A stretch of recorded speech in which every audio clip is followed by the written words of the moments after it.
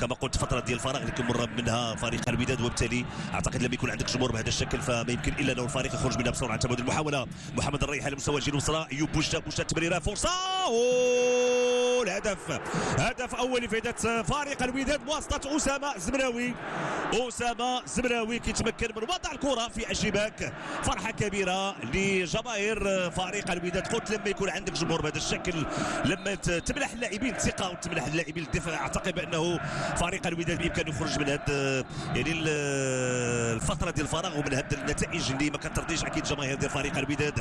كانت البدايه لاولمبيك اسفي تدخل الحارس يوسف المطيع، ولكن فريق الوداد يتمكن من وضع الكره في الشباك. محمد الريحي لاحظوا الانطلاقه ديال ايوب بوشتا على مستوى الجهه اليسرى، هذا التمريره لاحظوا تواجد اسامه الزمراوي دون رقابه كيتمكن من وضع الكره في الشباك، وهدف اول لفائده فريق الوداد.